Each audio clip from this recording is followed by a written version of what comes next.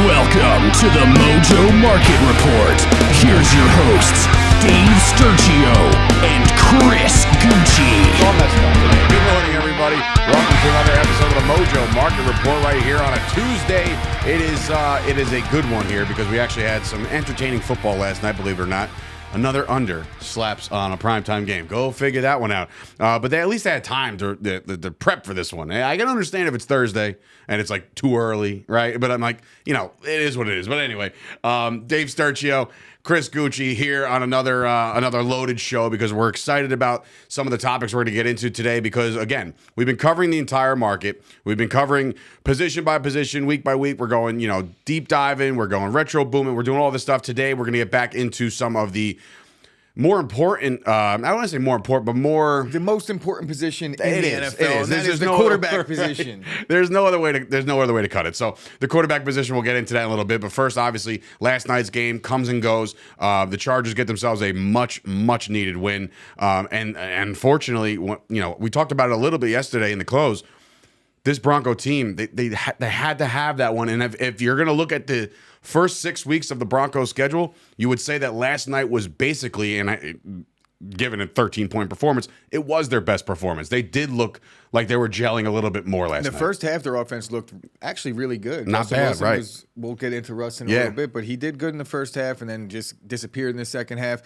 This Broncos offense is very confusing to me. We'll talk about that too obviously. when we get into the top movers because there was a lot of weird things that took place offensively for the Broncos yesterday. The best thing about the Mojo market is that there's multiple factors that determine people's market price and movement and all that stuff. So definitely keep your eye on specific things that you see throughout the course of the game. Meaning, we saw somebody on the bench yesterday. We'll get it. You know what I mean? So without further ado, you got to get into top movers. And top movers from last night are very interesting because, again, it wasn't necessarily this stat-driven game where everybody's like jumping off the charts.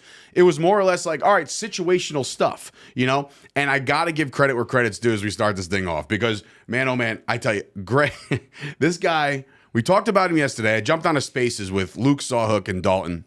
And we were talking a little bit about guys we were keeping our eye on, and Luke nailed this one. He goes, you know what? Keep your eye on a rookie tight end right now who's making his debut 6 weeks into the season, who's been battling a hamstring injury all year long. You got Greg Dulcich, does his thing. One of our close friends. I'm disappointed in myself for missing the boat on this one because it was just being thrown in my face. Yeah, you saw it. There was little signs here and there. I got on my Action Network app, I had like 4 people that I kind of track a little bit. I don't really tail their bets, but it kept seeing anytime touchdown, Greg Dulcich. Anytime touchdown, Greg Dulcich. First touchdown of the night, Greg Dulcich at like plus 2,500. Yeah, we had a friend that actually hit that, and he actually commented on, you can find us on at Mojo. I tagged Mojo in it too. I said, yo, Luke. Nailed it from downtown, right? So he nails this one. I'm excited for him. I'm excited for just the fact that we kind of called this, and then I'm excited for one of our buddies who just hits a massive bet as a prop thing too. So your thoughts, though, on this kid going forward? Because, look, I broke it down yesterday. I did some deep diving on him because he brought him up, and on the fly, you're like, all right, what's to learn about this kid? He's a big guy. He's got some size. He's got some speed. A 4-year starter over at, I believe, UCLA. Check his targets, right? Yeah, the targets weren't as plentiful as you would think. But he did have another red zone target. He did. His targets, he only had 3, but he cashed in on 2 of them, one of them being a touchdown. So that's a huge thing. And obviously, you see a spike up 11% last night. And listen, this is definitely no multipliers. This is like legitimate 11% movement. I think that if Russ is the guy going forward, and we'll get into that in a little bit, but a quarterback's best friend when an offense is struggling is a good tight end. And right now, 6 weeks into the season, I didn't see much movement out of their tight ends. There was a lot of letdown. I know you. Well, yeah, I talked about. I'm gonna butcher the name. Albert Ogbinam. Alberto. So we're gonna just say Albert O for this for show purposes right now because I've botched that name several times and I was very confident in thinking I said it right. Right. But if you see, he went down a lot. He had Albert O had every single chance to take this job and go running with it, but he didn't. And now this other guy's got an opportunity, and the market reflects that. If you look at their future projections going forward, they basically just switched spots.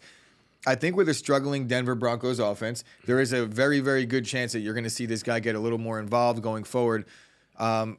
We could talk more about the quarterback situation or the tight end situation in Denver, but I think that we kind of have it established. This guy's going to be the tight end going forward. Hopefully you were one of those people that cashed in early because I don't know if you're going to see a spike the way you've seen it in one game anymore, but this guy's somebody to keep your eye on going forward. With And this is why at 6 o'clock on a Monday, you got to tune in on the Twitter at Mojo. Luke goes live with Mojo for Twitter Spaces. Basically, it's just a conversation. All you got to do is open your ears. And we told you about this guy. We told you about plenty of guys. And I was kind of wrong about a lot of guys because I'm sitting there like, Mike Williams is going to go off. And I'm just like, ugh, God. Yeah, we'll talk big about body, it. Great dude, great talented receiver, big bodied receiver. He just couldn't get any separation last night. So, obviously the Broncos lose the game, so it's very disheartening to get too excited about this kid. But going forward, it might be a thing. Now, somebody that was very upset last night via his 3 carries for 8 yards. You figured Javonte Williams going down. It's a big deal, right? Because now, who's the bell cow? Who's going to be the next guy up? You would think, just based off of, and I know you've touched on this plenty of times, like, don't always go with that RB2 because typically if he is the spell running back, he will continue to be the spell running back. And maybe he was thinking something different. Maybe he was like, look, give me my opportunity. Get a little upset. There is reports out there that he's upset with the coaching staff. He's benched. There's nothing happened to Melvin Gordon. He is healthy. Well, he was banged up a little bit. I don't know that Melvin Gordon's necessarily upset with the coaching staff. He's upset. He said he was a little disappointed and hurt by it a little bit. And what was the reasoning? So I don't know if you want to say he's upset with them, but maybe he just had a bad week of practice. I don't know, because if you look at his usage when they had Javonte, it was pretty much almost an even split, maybe a little bit in favor of Javonte Williams, but Melvin Gordon was heavily involved. You would expect, even with the way Nathaniel Hackett was talking after the Javonte injury, that he had confidence that Melvin Gordon would be able to carry the load for Denver. Well, in his first game alone with no Javonte, Mike Boone pitched in a decent amount and had himself a nice game. In the second game with no Javonte, there was no Melvin Gordon and there was no Mike Boone. Boone had 1 attempt. It was all Latavius Murray, and I was here telling you yesterday, I don't know that they're going to really use him much, but here I am with egg on my face. It was a second half. It was a second half running back, but it was because they got nothing going on the ground in the first half. But we'll talk about the quarterbacks in this game in a second. Yeah, well, they had success passing the ball. They did. And when we're talking about quarterbacks, now listen, when you're looking at Mojo and you're looking at the grand scheme of things and you're like, all right, this guy's great, talented, super, got a lot of talent behind him, got a lot of talent on the outsides, got the intangibles, got the Russell Wilson mobility factor that he can make a play. But you also have to consider injuries. You also have to consider news. Like, there's things that break throughout the course of the day, and if you watch the market in real time, which again is the most fun thing to do, by the way, just right, you're like, oh, okay, there he goes, but we're talking about the movement on one Brett Rippon. Now, why is this a topic of conversation? Why are we talking about Brett Rippon, who hasn't done anything yet in 2022? Russ is struggling. Russ is now also double hurt. Yeah, so Russ is dealing with already talked about him dealing with the lat injury. Now he's apparently scheduled to get an MRI on his hamstring to identify the severity of that injury. So as the injuries pile up and the season slips away from Denver a little bit, they do have a big-time investment in Russell Wilson. So what's the point in keep on trotting him out there if he's going to get hurt even more? And right now, the season's not lost, trust me, because the AFC, there's some teams, there's 7 spots in the playoffs. But as far as this division is good, good luck. Look. What about Kansas City? Kansas City is winning that division. LA just beat them once, so they're 4-2. I don't think Denver's catching Kansas City, so I think that's a ship has sailed. I think they're looking at a wild card. I know we're getting there, Dave. It's week 7 now, right? We're approaching week 7, so we can start talking a little bit of positioning. I know that there's a lot of football to be played, about 10 or 11 games left for a lot of these teams. But that said, there's really no reason to trot him out there going forward. If he has a severe hamstring injury, this kid might give him a better chance to win in a 1 or 2 game situation. But that's what you're seeing with the movement. Russ down a lot. Russ is struggling. He looked really good in the first half, though, I got to say. There was one pass where he got out of the harm's way. He made a move. He shifted over to the right, got outside the pocket, laser right to Jerry Jeudy. I was like, okay, there he is. Russ completed his first 12 passes, if I'm not mistaken. Yeah. And then in the second half, he had 2 attempts going into like the final minute of the third quarter. They just stopped throwing the ball, and they really didn't have the ball all that much. The Chargers did a good job of keeping it out of Russ's Both defenses played very well. And very well. While we're on this game's quarterbacks, I do want to talk a little bit about Justin Herbert. Yeah, go ahead. So Herbert's been struggling a little bit in terms of being able to put out the numbers people thought he was going to be able to. Keenan Allen's absence, I think, is really hurting this offense. But just to talk a little bit about what Denver's done defensively this season. Now, Denver's been in all the games that they've played. I don't know True. that they got beat up on anybody outside of maybe the Raiders. I don't think where they kind of handled Denver, I think, through and through. But the Broncos have been in all the games that they've played, and that's largely because of their defense, and most specifically, that's their pass defense. They've only allowed 1 touchdown pass this season. Really? So throughout these games, Didn't they spend a lot of money on J.C. Jackson, right? They did, and they actually lost Chris Harris too. The Chargers. Right. So he was one of the best slot corners in the NFL, and they really didn't miss a beat. Oh, you're talking about the secondary. Broncos. I'm sorry. Yeah. I thought you were talking about the That's why J.C. Jackson. You're like, Yeah. no. Yeah. But you're so kind. Not that you're like, we'll correct you after the show. Yeah, but yeah, so the Broncos, and Surtain is playing absolutely out of his mind, by Out the of way. his mind. And look, I want him as a Cowboy. There was Wound a up with couple Michael plays Parsons. I where think, Justin Herbert, they don't look Surtain's way at all. And I saw this a lot, and it's a thing that defensive line coaches teach in the NFL. It's like if you have a lockdown corner on one side and you're a defensive end on the other side, the balls are coming your way. Get your hands up. How many batted balls did you see yesterday for a quarterback that's 6'11" in Justin Herbert? These guys were getting their hands up, getting in the passing Can lane. we talk about, speaking of the passing game, he's been the check down king all of a sudden. Well, 16 targets to Austin Eckler. Well, first of all, Just out of the backfield. Austin Eckler, Yes, get the that ball guy- in his get hands. the ball, Totally get him agree. the ball in space, and good things are going to usually happen. I'm with you on that. Could we talk a little bit about the graphic I saw on Twitter yesterday? Oh, by I don't Mojo. know. Oh, by Mojo. Okay. Yeah, it was basically just Austin Eckler's career graph. It's insane because he's undrafted free agent, and now he's a superstar running back in the league. Bro, it's like a 2,000% gain. Austin Eckler, man, I wish Mojo was around back then. I would. But now, just speaking on that real quick before we get into the meat and potatoes, you in on an Austin Eckler going forward, or is it the ship has sailed? He's only going to do what he does every week. Is that kind of guy like, all right, I wish it was around when it was around, but now it's not, so don't worry about it. Austin Eckler is a baller. So I'm not going to sit here and pour any cold water on the Austin Eckler fan base or the fan. Austin Eckler's a stud. I just want to invest in running backs that are the next Austin Eckler. That's the way I'm playing the market. So yes, a la Breece Hall. Austin Eckler is going to make you some money if you get involved in him on a week-to-week basis. But yeah, I mean, I'm not going to shy away from you investing in Eckler, but maybe not. Hey, listen, you can do it. You can do it. All right, look, like I said, the first week when we got on this thing, we started talking about quarterbacks, and now we're kind of going to circle back. We're going to talk quarterbacks today because that is a big component to your portfolio, 100%. Because if you looked at my portfolio right now, I think I have 6 players. They're all quarterbacks. I've traded away Brian Robinson. I have Breece Hall, but I've all quarterback driven right now, and there's plenty of guys to talk about because between the start of the season to now, you're looking at 6 weeks of football. This is a good sample size to give you some hope as to what you should do or who you should go after within this market. When we start, we have to start on the local front because you have guys like Daniel Jones and Zach Wilson. Both guys balling right now. And in regards to saying balling right now, I would say they're winning football games. And that's a big component too. If they're winning football games, the confidence is up. If the confidence is up, the play will be up. It's like almost a Deion Sanders thing. Look good, feel good, play good, pay good. Boom. Let's see. I got a hoodie that says that. Yeah, so, killing it. Huh? Killing it right I there. mean, it's coffee. But for as far as these two are concerned, I ask you as the market expert of the show, Daniel Jones, Zach Wilson. Right now, both, again, cruising. Jets are 4-2. The Giants are 5-1. Who are you investing in right now and why? If you had to choose one, clearly you can invest in both. Go for it. But if you had to choose one, I mean, right now, I think both. I think both of these guys are a buy. So I don't want to sit here and say I'm not investing in one or the other. I'm probably not going to invest in either.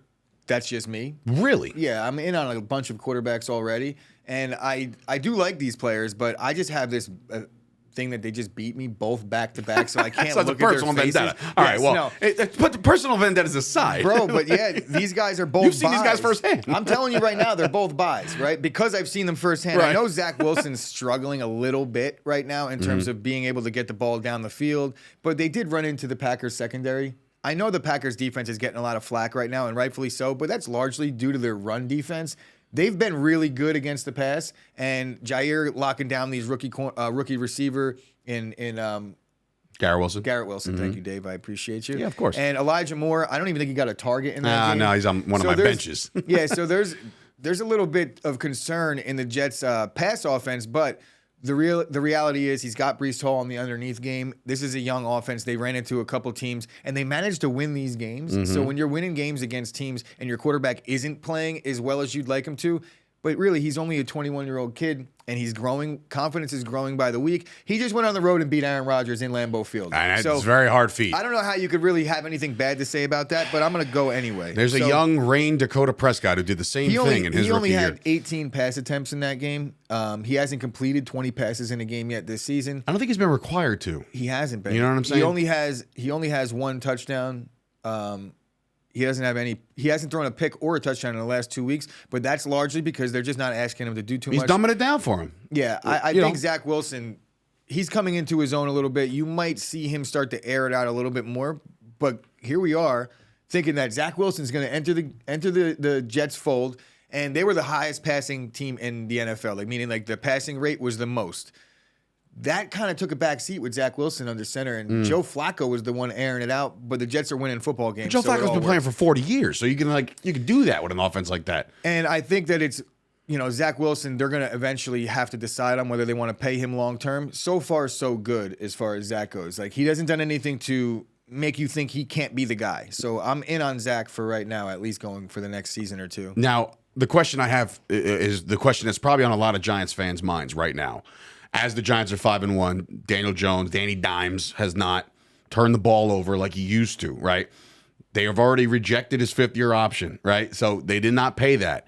Has Daniel Jones shown you enough? If you're the GM of the New York Giants right now, has Daniel Jones shown you enough to warrant himself a longer-term deal as the quarterback of the future of the Giants? Has he shown me enough yet? No, but he's doing a really good job of convincing me at this point. So he's building a resume. It's very early. The wheels could come off still, and this is a long NFL season. But the thing that it's impressing me about Daniel Jones is that he's doing it with no help at the receiver position. Right. I know really Saquon, if Daniel Jones gets paid, he should probably throw a chunk of that money to Saquon because Saquon's not going to get the deal Daniel Jones is going to get. Maybe they split it down the middle. I think Saquon has a stronger chance. We were talking about franchise tagging these players yesterday. True. I think there's a stronger chance that they tag Saquon at the shorter term deal because the value you're getting, the output is there.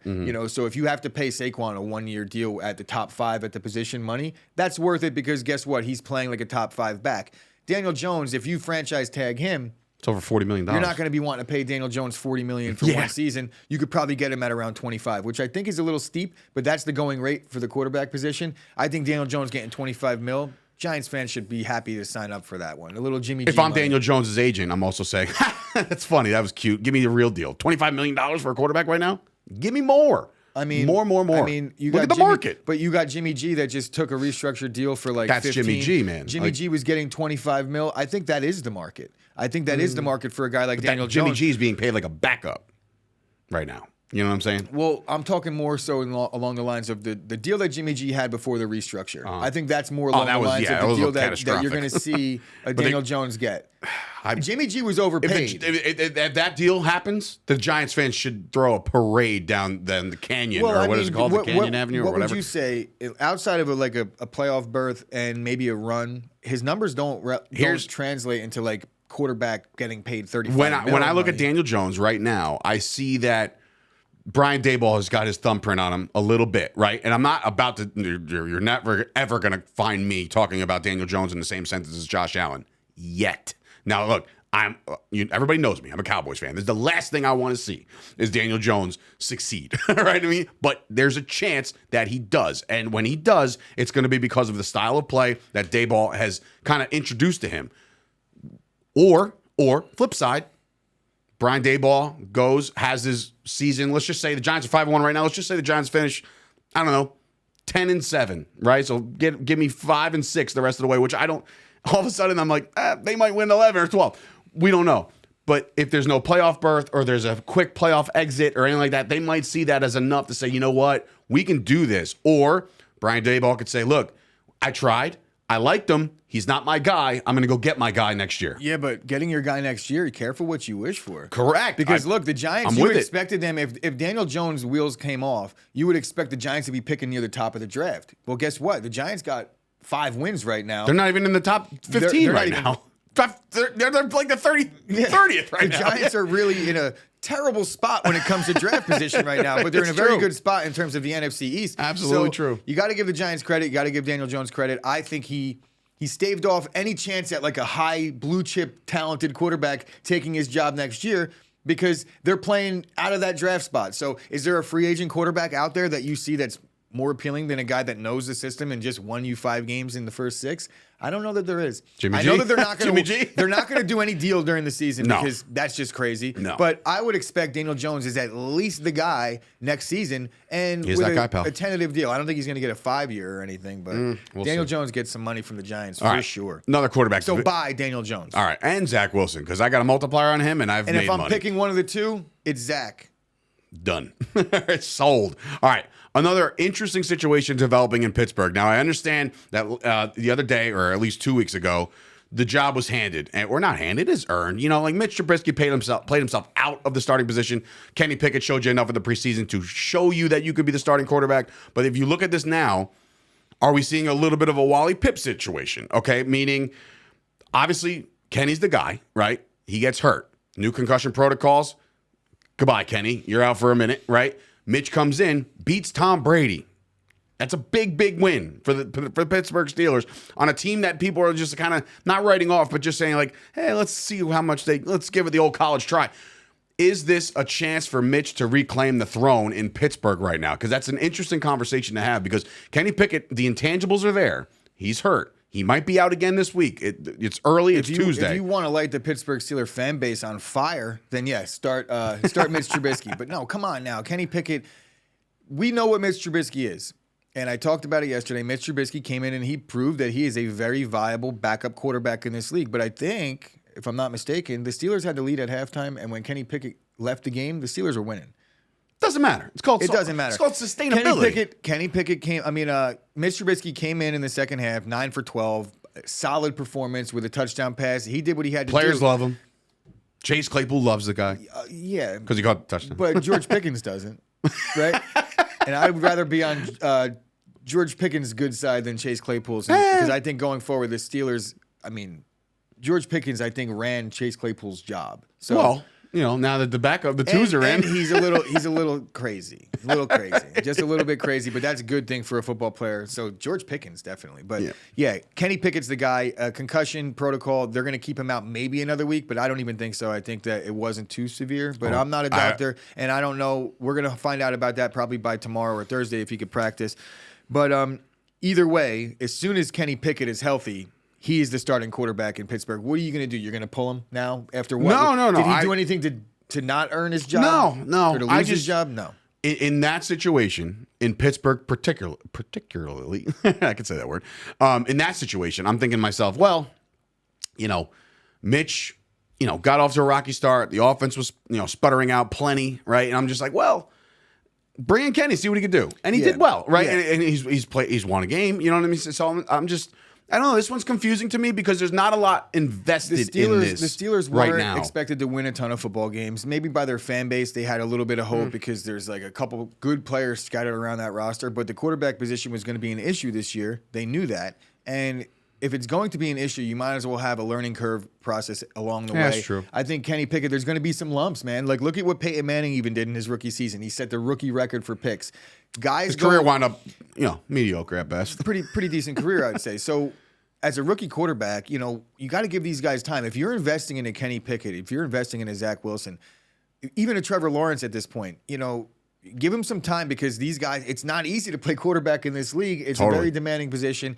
And there's defensive players. Like Kenny Pickett did not have any favors handed to him in his first 3 games. No, he did not. So as far as the schedule's concerned, no. Yeah, and even Zach Wilson, you know, like you talk about the Packers defense being bad, but like I said, the secondary is really good. Daniel Jones, same deal. They had to play the same team back to back. And then the Ravens, I don't know what's happening with their defense. We'll figure that out another day. One more situation to go over. So obviously we've talked about, Russ and Herbert, who are the upper echelon of the Mojo Market, right? And then you have the guys that we want to talk about being the future. And we're talking about Daniel Jones, Zach Wilson. Then we talk about this situation because of who's going to go, who's not going to go. This next situation is interesting. And it's one of the guys near and dear to my heart. It's Dak Prescott and it's Tua. Both guys coming off injury, okay? Obviously, the longer-term injury has been Dak Prescott. He's been out since week 1. Tua goes down with that brutal concussion a couple weeks back. All of a sudden, both guys currently, as far as what I've read, Wednesday, which would be tomorrow, which is the first day of practice for teams when it comes to like actually going full bore on a practice, both guys are going to go and practice. Both guys medically cleared. So I ask you, Chris, you're not going to hurt my feelings. It's a Tua or it's Dak Prescott. When you look at their share prices right now, they're very right there with each other, right? Dak is only about $3 more, three and a quarter more than a Tua. Tua, obviously, with his banked value a lot lower, he's been there for a cup of coffee. Dak Prescott, not so much. He's been there for a little while. He's won himself a couple divisions. He put up some gaudy numbers. Comes in as a 4th-round pick. You know what I mean? Like, so the expectations for Dak were really low, right, to start, and then he's won himself some games. So if you look at this on the surface, Tua or Dak, right now, I give you my money. Where are you putting it? I don't know why I keep giving you my money, but you should buddy, start spending your own money. I'm taking a little bit off the top each time and building myself a nice little portfolio on the low. Don't tell Dave. So right here. I'm in on Tua here, Dave, and I don't want to disappoint you here, but it's really the pass catchers that they have in Miami are elite. And I want to touch on a little bit of other, like a sidebar as to why. It's like the Dolphins haven't won a game since Tua's been out. The Cowboys, on the other hand, they've proven there's at least an underlying. I wouldn't say there's a group of Cowboys people in the front office that might be like, hey, you know, we could be just fine with Cooper Rush, because I think the Philly game proved that they might be all wrong on that regard. Yeah, but they did win 4 games. You know, Cooper Rush did set some type of NFL record. I'm imagining with like the amount of wins he had to start his career. So yeah, you know, I'm taking Tua because, like I said, the pass catchers, and I don't think that Dak has any risk of losing his starting job anytime soon. But you have to look at certain things here in this league, and the injuries for Dak are starting to pile up a little bit. I think that they're going to be fine. He's going to, you know, injuries happen in the league, and it wasn't anything that's going to hinder him long term in this regard. Right? I mean, this was basically the Russell Wilson injury from last year. Which isn't necessarily good. We've seen Russ say no. Why you got to put that on me, Ricky Bobby? Why are you doing that? But I think Dak is obviously right now a little further along in his development as a quarterback. But Tua, he just wins football games. And as long as you're in that offense, he's, I think, right now still the highest rated passer in football. I know, and they haven't won a game. By default, I mean, you're not passing attempts like anymore since injury. So, yeah, you stayed there. I understand. But, yes, those pass catchers, that system, it's been proven that he's going to light up the scoreboard at least when he's given the chance to. And Dak, I think Dak is they're gonna be a little bit more of a running team going forward. I think that's what they have to do because of the way their defense plays. And yeah, I can see that. Look, that's their strength. I've seen it as it's happened. They've dumbed down the offense for a Cooper Rush, right? And I've said this to plenty of my Cowboys people around my community, right? If you dumb down the offense with Dak Prescott playing a Cooper Rush offense, they'll be a lot better. They'll be a lot better. And then look, Dak always thinks he has to make the big play. And don't get me wrong, sometimes there are some big splash plays that Dak Prescott can make. However, I think he's got it up here where he's just like, I got to do everything. And you don't. And if there is a knock on Dak from me, it's his deep ball accuracy. And I don't even mean his deep ball. Like when you air it out and let someone run under it, that's not what I'm talking about. I'm talking about those 20-yard passes that are like not really a deep ball, but the passes down the field. Like a skinny post that are just sailing over CeeDee Lamb's head. He airmails those a little bit too much for me. And I think Tua it actually helps him that he has like a little bit weaker of an arm because these guys get the ball in space, and the yak bros, you know, forget about the speed bros. We're talking about, you know, Tua and Tyreek Hill and Waddle get the ball in space, and they're going to make plays happen. I don't know that the Cowboys have those type of receivers, and I actually know that they don't.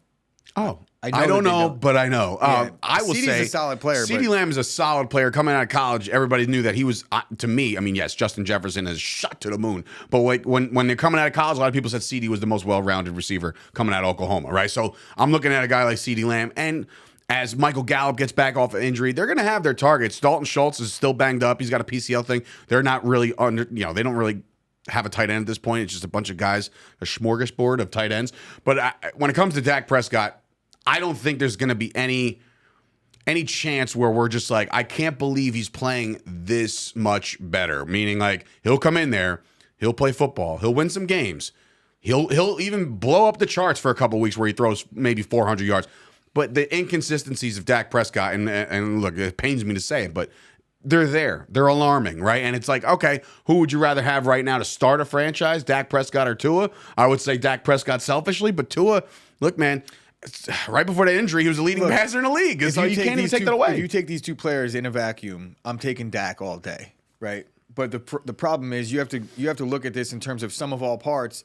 When you add up the Tyreek Hill, the Jalen Waddle, I think that that's where you give the edge to Tua. It's that he's in a better situation right now, and they're going to be throwing the ball because they don't have a run game. Whereas on the Dak side, you got Tony Pollard and Zeke, and that's what their success has been so far this season. So why stop? We'll I understand that they're going to be maybe play. And look, really, against Cooper Rush, that's what teams were doing. We're probably stacking the box, and they were still able to run the ball successfully. I think with Dak, the running game should improve, and I don't think including him. Yeah, I agree. I think Dak's going to be in a good spot, and Dallas is going to be there at the end of the year when it comes to like a playoff berth, but. As far as the Mojo Market is concerned, I'm definitely still in on Tua. Which that is exactly what we're here to talk about. Is the Mojo Market? Tua might be the guy. Let's not forget how we were praising Tua the week before he got hurt. He had just come off he just came off a win against Buffalo where he essentially was concussed, according to everybody in the world. And in the second half, he lit up Buffalo and won the game. Right. So I mean, if you look on the app right now, you'll see a little movement on Tua. There is hype, and same thing with Dak. They're both coming back. So it's a matter of who you think out there has the better chance for gaudier numbers, really, because that's what it's all breaks down to. They're both going to come back. They're both going to see an initial spike because they're reclaiming their throne. But it is what it is. We'll see what happens. But anyway, talking quarterbacks is one of my favorite things to do in the world. What? No. I was hammering. I was waiting for the one more thing, Dave. But anyway, be sure to follow us. You can see it right here on the screen on social media over at Instagram, Twitter. Discord. Join the Discord. Conversation is great. The Twitter is blowing up, and specifically because I love that Twitter Spaces. I was on it yesterday. I had a great time with Dalton and Luke. But also go check out mojo.com. There is brilliant pieces written each and every day over there with their bloggers and their writers. They're just incredible guys over there and girls. They're doing wonderful things over there. Go check them out. And that's it. That'll be a show today. Tomorrow, it's Wednesday. You know what that means? It means we're retro booming. We're retro booming again. We're going to look back at some of the, compare them to some of the stars of yesterday to the stars of today. We get into it all here. Subscribe to the channel. Be sure to like the video. Share this out. Tell your friends about the Mojo Market Report. And for Dave Sturchio, Chris Gueci here at Chop Studios, we'll see you guys tomorrow.